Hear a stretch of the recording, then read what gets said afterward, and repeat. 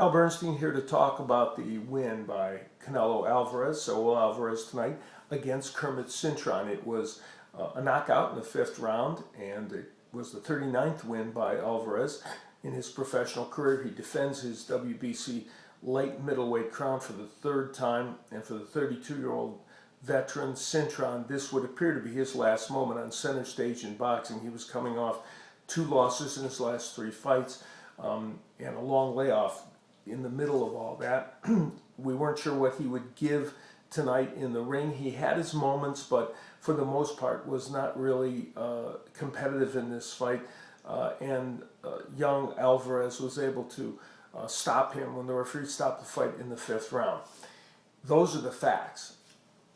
What it leaves us with is the question of when Alvarez will in fact fight an opponent that we know is on his level.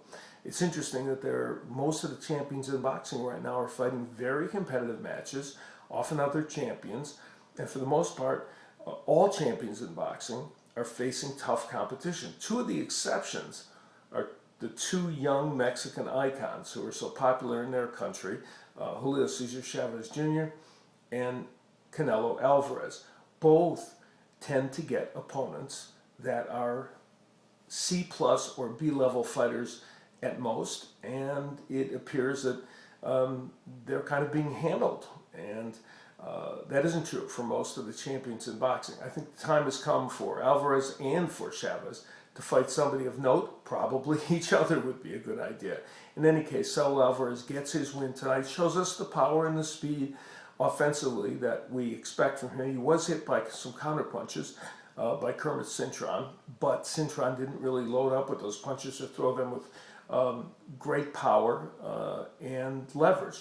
And so we can't tell whether in fact that would have been something that would hurt Alvarez if another fighter was hitting them with them.